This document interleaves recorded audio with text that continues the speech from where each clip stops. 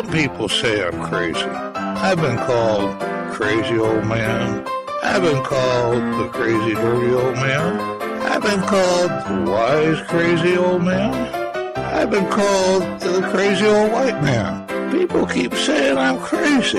Well, to you people, thank you, because you're right. And this is the Crazy Old Man Network. If you're over 18, then I'm not talking to you. If you're under 18, I'm talking to you. You just may not want to listen to this show because it has some bad language in it, maybe sexual innuendos, and so I decided it's rated R. So, if you're a parent of a person under 18, you may want to consider not letting them listen. And I just want you to know, though, that your kid probably cusses more than I do anyway. Have a good day. Well, hello there. You know, I had a problem yesterday, last night. I live in an apartment building. I'm on the 15th floor.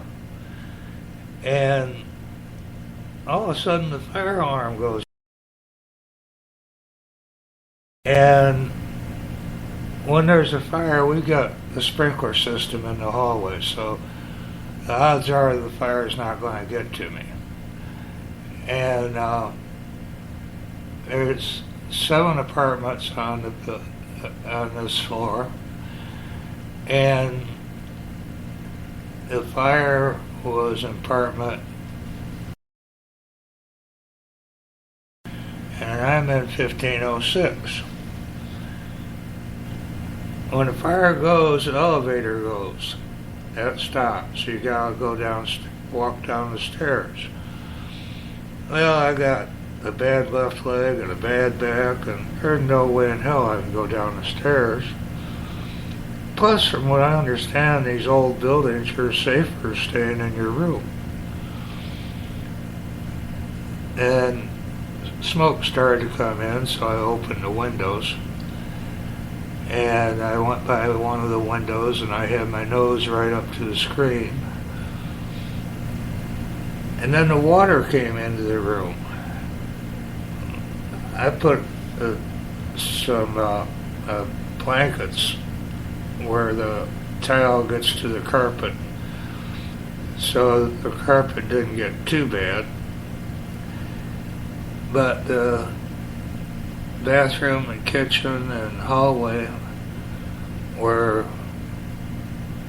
had quite a bit of water in them.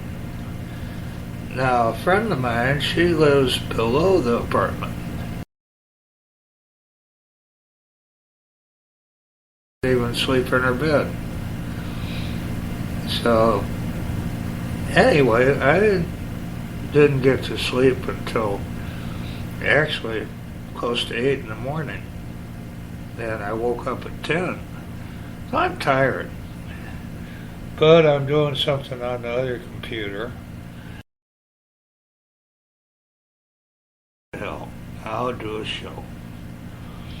This show is on terrorism and white supremacists. Most of the terrorism in this country, a large percentage of it, is by white supremacists, the KKK and other white supremacist groups. Now is that we have a president who's a white supremacist. We have a cabinet. For example, the Attorney General is a white supremacist, ties to the fascists. We have an education secretary, doesn't give a damn, she doesn't know anything about education. Her kids, and she went to private schools. She's even richer than Obama. Not Obama, I mean, and Trump.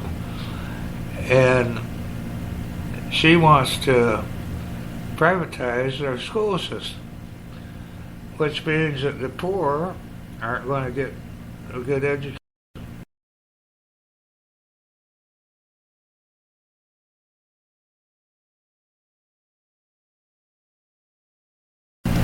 I spent a lot of time in the hood, and I know a lot of high school dropouts.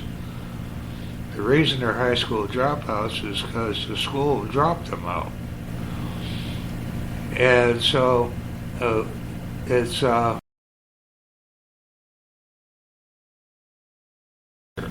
she taught school in Rochester, Michigan, which is a college town and whoop-de-doo.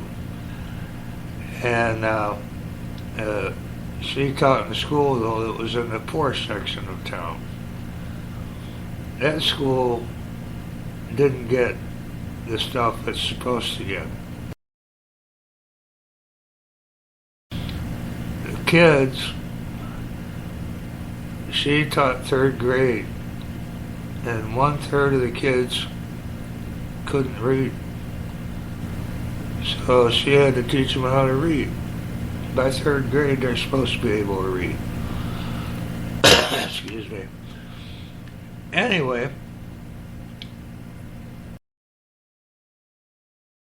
have a lot of terrorist activities by white supremacists. Now, our president took them off of the terrorist list, when actually they kill more people in this country than any of the Muslims do. And if you notice, white supremacists have killed in other places too.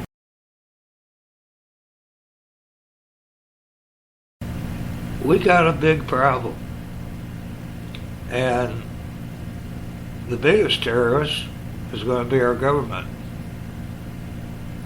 Actually, the biggest terrorist has been our government for a long time. So, anyway, I got two things I'm going to play. It's about the Oklahoma City bombing. And it was done by PBS. And it's tracing the roots of the American, I don't know, American what? Terrorist? Well, we'll find out. So, I'm going to play it. Finally tonight, 1995 was the year of the largest act of domestic terrorism in U.S. history, the Oklahoma City bombing. A new documentary premieres tonight on the PBS series American Experience that takes a fresh look at that traumatic event and what led up to it. Jeffrey Brown has the story. There's heavy damage. April 19, 1995. About a third of the building has been blown away. A Ryder rental truck with 5,000 pounds of explosives ripped through the Alfred P. Murrah Federal Building in Oklahoma City. 168 people were killed, 19 children among them. I thought, who has come in here and done this terrible thing? I knew very little of the story. I mean, I remember, like a lot of people remember that day and the image of that building, you know, with its face blown off, an image that we weren't used to or accustomed to at the time. Barrett Goodman is director of the film Oklahoma City. While I think a lot of people remember this as a simple story of a lone terrorist committing an act, it actually has very deep roots. And when we pulled on those roots, a whole nother story sort of appeared. The film delves into the rise of white nationalist militias in the 1980s and two later events that galvanized the country and deeply influenced Oklahoma City bomber Timothy McVeigh. It's the new thing in America. It's called the militia. The siege of Ruby Ridge in 1992, when the FBI and U.S. Marshals confronted Randy Weaver at his home in rural Idaho, resulting in the deaths of Weaver's wife, son, and a U.S. Marshal. The events at Ruby Ridge lit up the radical right. You're a disgrace to the white race! And the following year, Waco, Texas, when federal agents, responding to reports of weapons stockpiling, attempted to arrest the leader of a religious sect known as the Branch Davidians. a firefight broke out, killing 10, including 4 ATF agents. And after a 51-day standoff, the complex went up in flames as agents moved in with tear gas. More than 70 people died. Just arrived today. During the long standoff, then 24-year-old Army veteran Timothy McVeigh had been watching nearby. Timothy McVeigh had already apparently been very concerned about what had happened at Ruby Ridge. So he came down to Waco and sold bumper stickers with pro-gun, anti-government slogans. He saw the raid as clear evidence of what the government would do to try to confiscate guns and persecute gun owners. Timothy McVeigh himself was not a member of a militia, but you're convinced that that context is the way to understand him? Without question. McVeigh himself writes, he talks in interviews that we got access to, in tape-recorded interviews, about the anger he felt, the rage he felt at Ruby Ridge in particular and Waco, and the radicalization that happened in part because of those events. And in addition to that, a series of other exposures to this movement. The Turner Diaries was his Bible. The Turner Diaries is a horrible novel, racist novel, that became almost a talisman to this movement, a very important motivating force. And it actually describes a bombing of an FBI building in Washington. So it's even a model. It describes the kind of bomb that's very similar to the one McVeigh used. So he was steeped in the ideas of this movement. He was steeped in the ideology. It's a very diffuse movement, and being a member of a militia is really sort of irrelevant. We could hear people screaming. We could hear them screaming, we could hear them crying. You just couldn't see them because it's so dark. The documentary breaks often from that history to return to the bombing itself, talking with eyewitnesses who still hold painful memories. They had no idea who did it. It shows how much confusion there was initially about who had carried it out, and the surprise when McVeigh was arrested. I think everybody felt this sudden sense of betrayal. I think everyone thought, you're one of us. People forget that in the days and hours after the bombing, everyone assumed it had been Middle Eastern terrorism. This was bandied about on national television, CNN and CBS and all the networks. They were all focused on Middle Eastern terrorism, and their sources were telling them that it was likely a Middle Eastern terrorist. The film also shows the role conspiracy theories about Waco and Ruby Ridge played in roiling this right-wing movement. Some will no doubt see parallels to today. Goodman takes a longer view.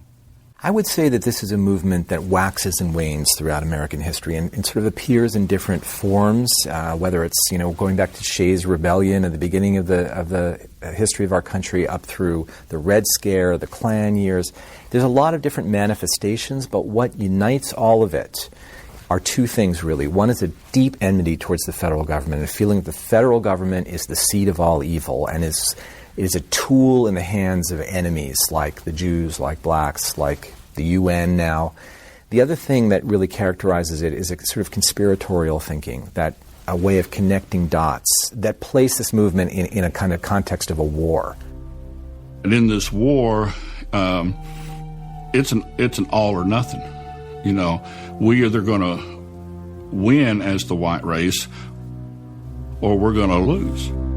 Despite the theories of a larger conspiracy at work, the film shows how McVeigh, with some help from two friends, was able to pull off the bombing. Did you come to any conclusions about how this act of domestic terrorism changed the country or changed our sense of our own security ourselves? I think it had a tremendously transformative effect. I think, first of all, for law enforcement, there was never again a naivete about the threat from domestic terrorism. I think if you went to the FBI today and you really talked to people, unlike perhaps some politicians, they are very focused on the threat from domestic terrorism. They understand it, and they're paying attention to it. And I think just for the ordinary citizen, although we this movement is so kind of oscillates, it sort of can, and it did after Oklahoma City, retreat and recede, that we sometimes forget about it. It's still there. It never goes away, and then it will come back. And I think in recent years you've seen more and more an uptick. Dylan Roof in Charleston and any number of other such actions are no longer quite as shocking. We understand that this is part now of of a motif in American life. And I think that the recent incarnation of that started with Oklahoma City and Timothy McVeigh. From Washington, I'm Jeffrey Brown for the PBS NewsHour. Oklahoma City airs tonight on most PBS stations. Okay.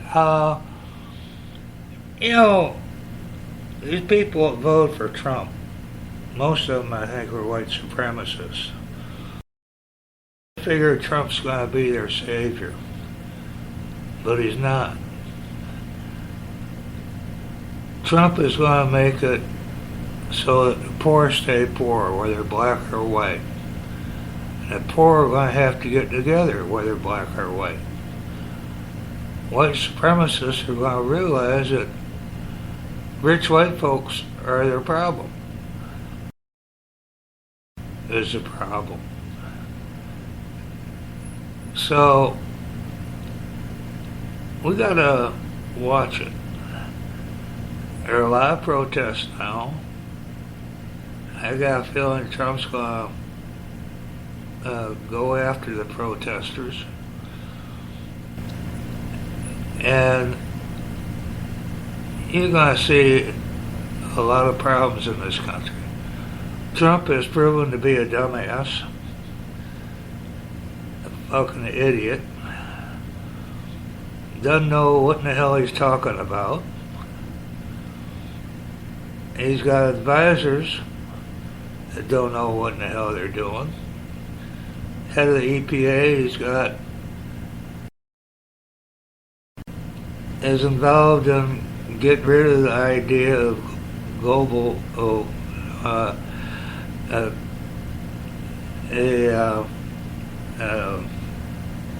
climate change. And the Secretary of State was the CEO of ESSA.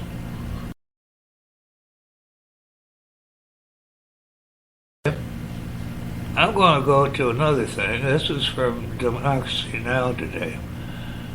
And it's Set the Signs of White Supremacist Terror. That's my title, because there's two things together. Swing low, sweet chariot. This is Democracy Now!, democracynow.org, The War and Peace Report. I'm Amy Goodman, as we end today's show with a closer look at the Bowling Green massacre. No, not the non-existent terrorist attack manufactured by Donald Trump's counselor Kellyanne Conway, but an actual threat by an extremist in Bowling Green, Ohio. In 2012, an FBI raid uncovered a full arsenal of assault rifles, firearms, body armor, and ammunition amassed by the suspect, whom prosecutors later determined was planning to carry out mass killings. But the suspect is not a radical Muslim. He's a white supremacist. His name is Richard Schmidt.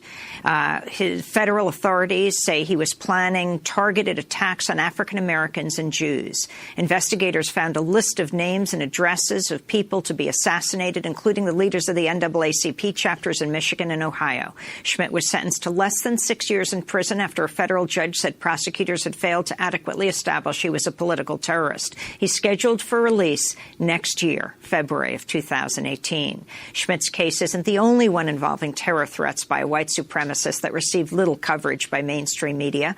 On Monday, the trial of Christian minister Robert Dogart began in Tennessee Federal District Court. Undercover FBI agents alleged Dogart was plotting to travel to upstate New York to kill Muslims there using explosives, an M4 assault rifle, and a machete. According to a federal investigation, he saw himself as a religious warrior and wanted to kill Muslims to show his commitment to his Christian God. His trial began on the same day the president falsely claimed during a speech to U.S. Central Command at MacDill Air Force Base in Florida that the media is intentionally covering up terrorist attacks. We've seen what happened in Paris and Nice.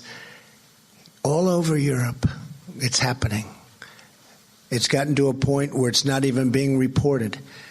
And in many cases, the very, very dishonest press doesn't want to report it. Well, according to our next guest, the cases that the press is ignoring are not those involving Muslim terrorists, but those of white supremacists and white nationalists committing hate crimes and planning attacks on Muslims, Jews, African Americans, and other marginalized communities. In Berkeley, California, A.C. Thompson is with us, a journalist with ProPublica, where he's a team leader for a project that documents hate crimes, bias incidents, and racial extremists. He highlighted Richard Schmidt's case in his article, When the Government Really Did Fear a Bowling Green Massacre, from a white supremacist. And joining us here in New York, Dean Obeidallah is a columnist for the Daily Beast and host of the Dean Obeidallah Show on Sirius XM Radio. Has written several times about Robert Dogart, most recently the article, The Terror Trial We're Really Ignoring. We welcome you both to Democracy Now! A.C. Thompson, let's begin with you. The Bowling Green Massacre that you're writing about. Yeah, so this was an absolutely incredible incident back in 2012. Richard Schmidt was a guy who had spent years in the Army. He had lost his Army service. He'd been a reservist after his active duty when he got into a street altercation and shot 3 people. He killed one of them, a man named Anthony Torres, spent 13 years in prison. When he got out of prison, he was banned from owning firearms. Despite that, he amassed a massive, massive arsenal. Assault rifles, shotguns, pistols, 40,000 rounds of ammunition, body armor. The federal government found out about his arsenal basically by accident. They were investigating a counterfeit sports good ring. Schmidt had a business selling sports memorabilia, and they traced packages of counterfeit NFL jerseys to his business in Bowling Green. When they got there, they found something that was much more worrisome than counterfeit goods. They found this huge arsenal owned by a felon who was not allowed to have guns.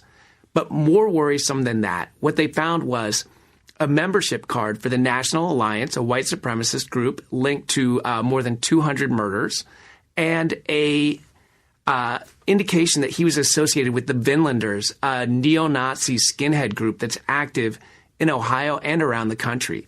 They believe that he was plotting to kill a series of people in Ohio and Michigan, videotape the killings, and then email them to his fellow white supremacists.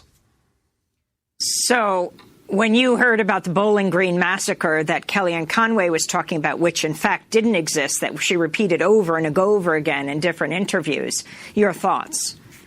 Look, people make mistakes in public speaking. I could make one right now. The important thing is that what's worrisome about the Bush administration, or the Trump administration, is that there seems to be this intense focus on one type of terrorism, one type of crime, and that's Islamic radical terrorism, when in fact we have a whole wave of sort of domestic homegrown terrorists, white supremacists, white nationalists, extreme religious fundamentalists who have been committing crimes in this country for decades. Slate documented nearly 40 of these types of terrorist incidents since the Oklahoma City bombing, and you could make a much, much longer list. In Ohio, around the same time that Mr. Schmidt was going to trial, there was another incident where a gentleman was angry about something he saw on Fox News, went to a mosque in West Toledo, Ohio, set it on fire, did $1.4 million damage to the mosque. And that case, again, is another one that's gotten very little attention. Dean Obeidallah, you looked at the list that President Trump put out of the terrorist attacks, all of them Muslim, none of them involving Muslim victims. Right. Talk about. Well, I mean, Donald Trump's whole game plan during the primaries to gin up fears of Muslims. That was one of the biggest things he used, in addition to ginning up fear of Latinos, Mexicans, immigrants, and demonizing women and disabled.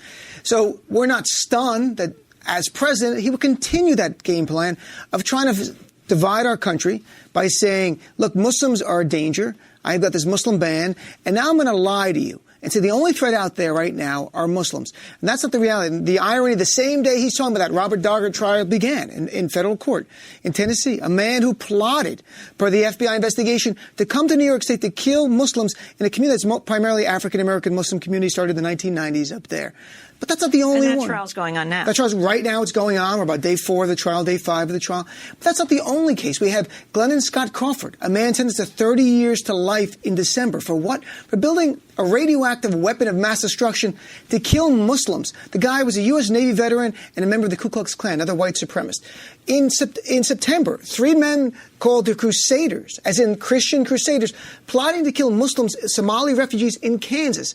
Just this week, a man who was a self-professed Trump supporter had burned down a mosque in Orlando, got 30 years to life. It was a hate crime because he had prior convictions. There are people out there who want to kill me. I'm Muslim and my community simply because of our faith, and Donald Trump does not talk about them at all. We don't matter to him. And what about Quebec? And Quebec City, when you had that, you had a man who, again, self-professed, at least a supporter of Trump online, a man who had anti-immigrant views, walked into a mosque, opened fire. When he was done, 6 Muslims were killed, scores wounded. Donald Trump does not one tweet about that. He tweets more about Nordstrom's than he tweets about these people being killed by a terrorist. Yet he will tweet about a man in Paris who takes a machete out and yells Allah Akbar, and he tweets radical Islam. France is afraid again. Donald Trump, I've been in the Middle East countless times. I've seen what third world dictators do, how they gin up fear and try to create sectarian divides. Donald Trump is mimicking that. You just had, Vince Warren on making that the same point. I see it another way. It is bone-chilling. It's scary. Our community feels alone right now. Thankfully, though, we have other people standing with it. That's the one good thing, but not this administration. They stand against us. Is the Justice Department tracking white supremacist attacks? Well, I assume they're charged to. I don't know how they're going to. They just took the new executive decision to reprioritize allocation of assets. I did have a meeting recently where I was at, and I can't say the name of the person, DOJ, that was the rules. And I said, Loretta Lynch told us that she stands with the Muslim community. Do you stand with us? And he said he's a high-ranking political appointee by Trump because we don't stand with anyone. We stand with the law. And in the context of my question, that was bone-chilling. Dino Badala and A.C. Thompson, I thank you for being with us. We're going to continue this conversation posted online at democracynow.org. That does it for our broadcast. I'm Amy Goodman. Thank you.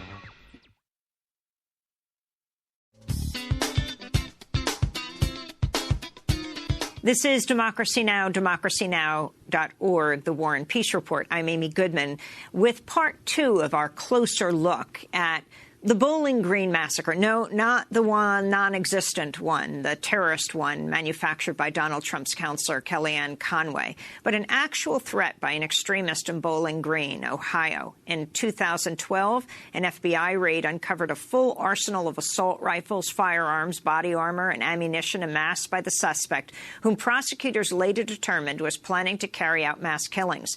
But the suspect is not a radical Muslim. He's a white supremacist. His name is Richard Schmidt. Federal authorities say he was planning on targeting African Americans, attacking them, Jews as well. Investigators found a list of names and addresses of people to be assassinated, including the leaders of NAACP chapters in Michigan and Ohio. Schmidt was sentenced to less than 6 years in prison after a federal judge said prosecutors had failed to adequately establish he was a political terrorist. He's scheduled for release in 1 year, February of 2018. Schmidt's case isn't the only one involving terror threats by white supremacists that received little attention by the mainstream media, certainly by the Trump administration, very little attention, if any. On Monday, the trial of Christian minister Robert Dogart began in Tennessee Federal District Court. Undercover FBI agents alleged Dogart was plotting to travel to upstate New York to kill Muslims using explosives, M4 assault rifle, a machete. According to a federal investigation, Dogart saw himself as a religious warrior and wanted to kill Muslims to show his commitment to his Christian God. Dogart's trial began on the same day that the president falsely claimed during a speech to U.S. CENTCOM at MacDill Air Force Base in Florida that the media is intentionally covering up terrorist attacks. You've seen what happened in Paris and Nice. All over Europe, it's happening. It's gotten to a point where it's not even being reported. And in many cases, the very, very dishonest press doesn't want to report it. Well, according to our next guest, the cases that the press is ignoring are not those involving Muslim terrorists, but those of white supremacists and white nationalists committing hate crimes and planning attacks on Muslims, Jews, African Americans, and other marginalized communities.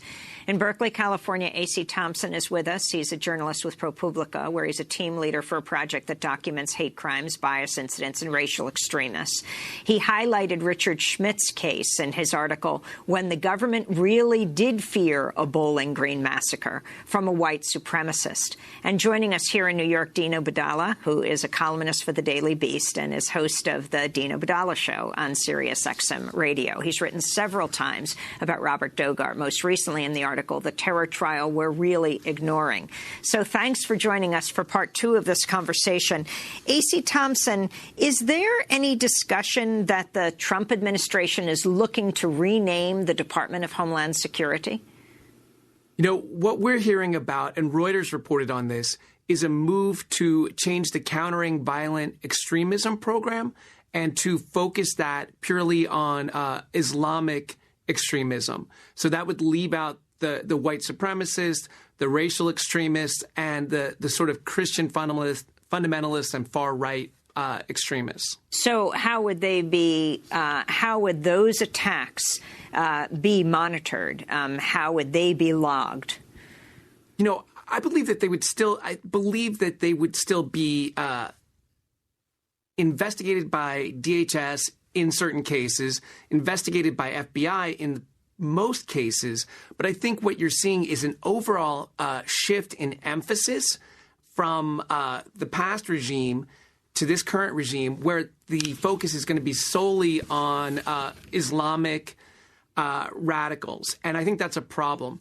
I should point out, though, Daryl Johnson was a DHS analyst back in 2009 who put out a report for the Department of Homeland Security on right-wing extremists at that time. And he said, look, we've got a confluence of issues here that could lead to a rise in the white supremacist and the militia movements. And he said, look, these are service members returning home from the battlefield to a crumbling and troubled economy. It is a rise in immigration or concerns about immigration.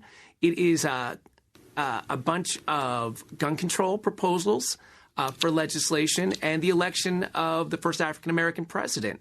And Johnson, who has been on your show, said, hey, this could create a situation where we have a 1990s-like revival of these far-right extremist movements. He got slapped down for that. And, I think that the movement away from looking at this stuff started back then. I wanted to go to Daryl Johnson. In 2012, following the massacre at the Sikh temple in Wisconsin, in which 6 people were killed, Democracy Now! Spoke to Daryl Johnson, the senior analyst at the Department of Homeland Security. In 2009, as you were saying, he called attention to the threat of far-right extremist groups and sparked a political firestorm in the process. The report warning that the election of the first African-American president, combined with economic anxieties, could fuel a rise in far-right violence. This is Johnson describing the fallout from his research. I never anticipated that, the own Department of Homeland Security, my employer, would actually clamp down on the unit and stop all of the valuable work we were doing. Leading up to this report, and I'll talk about this at length in my book, my team was doing a lot of good things throughout the country. We received numerous accolades from law enforcement, intelligence officials, talking about the great work we were doing in the fight against domestic terrorism. And then in lieu of the political backlash, the department decided to not only stop all of our work, stop all of the training and briefings that we were scheduled to give, but they also disbanded the unit, reassigned us to other areas within the office, and then made life increasingly difficult for us. Not only did they stop the work that we were doing, but they also tried to blame us for some of the attacks that were occurring. In a New York Times piece headlined "For Domestic Hate, Apply the Vigor and Strategy Used for Muslim Terror," Johnson wrote, quote, "Domestic terrorism is the national security threat whose name we dare not speak. The numbers of both extremists and the radical movements that spur them to violence are soaring and coalescing in alarming ways. Yet through reckless neglect at nearly all levels of government, domestic terrorism not tied to Islam has become a cancer with no diagnosis or no plan to address it." it. A.C. Thompson, your response. I think that's absolutely true. And I think you can see a failure at many different levels, like Daryl Johnson said. And one of them is the FBI's tracking of hate crimes statistics. The data is terrible. 20% of the law enforcement agencies in the country don't even participate in the hate crimes tracking program. Many of those that do participate claim that they never, ever see hate crimes. So in Mississippi, for example, in 2015, the last year for which we have data, Mississippi said they had 2 hate crimes in the whole state. The state of Hawaii doesn't participate at all. And so I think you see a failure in addressing these issues at all different levels. Dean Obeidallah, you went to a hate crime summit, kind of, that President Obama held. Yeah, it was at the White House Summit on Countering Violent Extremism last year. I spent the day there. They had a lot of great speakers. I'll be blunt, almost the entire focus was just about Islamic terrorism. There's a little bit about gangs. There's almost nothing about white supremacists. And also, to be also blunt, that President Obama did a lot of extreme vetting that Donald Trump talks about today. The difference is President Obama didn't go on a bully pulpit and demonize Muslims when he was doing it. He worked with our community and tried to protect all of us against any kind of terrorism and Islamic terrorism, because we have the same interests as Muslims. We stand shoulder to shoulder with our community, the rest of the country, to fight it. Donald Trump, though, goes out there and just talks about Muslims who want to kill you, ginning up fear. That's why we have a spike in hate crimes after his election and during his campaign, well documented by Southern Poverty Law Center. So it's a different tone. I think there has to be a focus on white supremacists. You're going to see them. They cheered when they heard the Countering Violent Extremism was not going to focus on them anymore. Online, cheering. Look, we're fine now. This is a great time for us. They're getting boldened. Who knows what they do next? So it's a scary time. They have to be focused on. Tell us further what this trial of Dogart that's taking place now in Tennessee is all about. Sure. I mean, Robert Dogart from Tennessee, for some reason, got in his mind that this town in upstate New York, Islamisburg, was a place for Muslim training camp. How did he get that in his mind? Fox News continually reported that, even though local law enforcement said that's not true at all. There's no Muslim training camp. There's no terrorist training camp. But because they're black and they're Muslim, I'm showing if you're a bigot, you've got 2 reasons to hate the people. So he got on the phone, according to the FBI, talked to certain people. No one else was indicted, but some were FBI informants, and said, we want to go up there. It's my commitment to God as his professed view, his twisted view of Christianity, no different than the twisted view ISIS has of Islam, to go kill Muslims. So he got together, talked to people. He got explosives. He got M4 rifle. He got a machete, which he said he was going to use to cut the Muslims to shreds. He was going to burn down the school and the mosque there. And thankfully, before he went up there to do surveillance, that's when he was arrested. So he's on trial right now. But he's not alone. Again, there are other people out there plotting, white supremacists, to kill Muslims or kill other people of color. I mean, Dylan Roof was not in ISIS.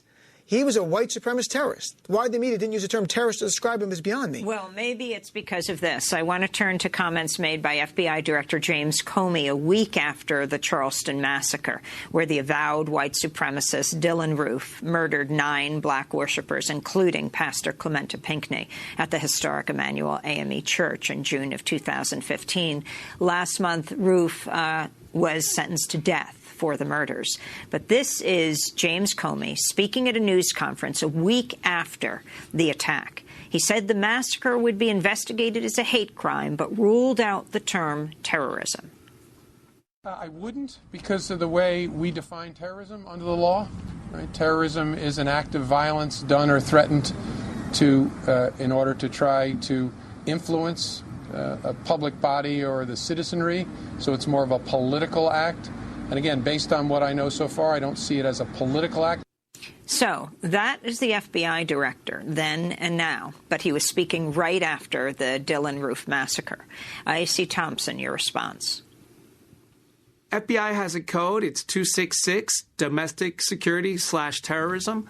And, I'm not an expert. I'm not a lawyer, but you really do feel like that could fall into that category, the Charleston massacre, that these white supremacist attacks, they're inherently political. They are about disempowering particular groups of people. This is not purely about hate. These are political acts of violence. I asked Dean to talk more about the trial that's going on in Tennessee. we began the second part of the conversation. We discussed it more fully in the first, talking about the Bowling Green massacre, not the one Kellyanne Conway talked about that didn't happen. But if you could tell us more about what you learned, the Bowling Green massacre, in fact, that involved a white supremacist. Yeah, the thing that's really chilling about the whole story of Richard Schmidt, who gets arrested back in 2012 by federal agents. They find a secret room behind his sports business that's just filled with his rifles, ammunition, his writings, etc. But I think the chilling thing about him is that he seems to have been a member of the National Alliance. And when you look at the National Alliance, they've had this incredibly potent and violent legacy. The National Alliance was a white supremacist group, is a white supremacist group, founded by the late William Pierce. William Pierce is the guy who wrote the racial, dystopian, apocalyptic novel, The Turner Diaries. And The Turner Diaries laid out a scenario where white insurgents fought the government to establish a white state. And that really laid the blueprint for Tim McVeigh in Oklahoma City, which killed 168 people, and many, many other white terrorists since then. J.M. Berger, the terrorism researcher, has linked the Turner Diaries to more than 200 murders and many distinctly what you would call acts of terrorism. So seeing a guy like Schmidt, who's got this arsenal, who the government calls a one-man army bent on creating a race war, and seeing his direct tie to the National Alliance, as well as skinhead street gangs, that's what's really pretty terrifying. What, A.C. Thompson, should the federal government be doing that they aren't doing now in dealing with these white supremacist, white nationalist attacks? The first thing is to speak the name, is to speak out about it, we have an administration that is very happy to use Twitter and every other form of communication to speak out about issues. And it would be great to see the government and see the commander-in-chief using any forum to say, hey, this is a pluralistic society, and I don't endorse white nationalists. I don't endorse white supremacists. I'm sickened by anti-Semitism and the proliferation of swastika graffiti. I want you all to have a good day, good week, a good month, and a good year. Most of all, I want you to have a beautiful life. Thank you for being you. And TGYA, thank God you're alive.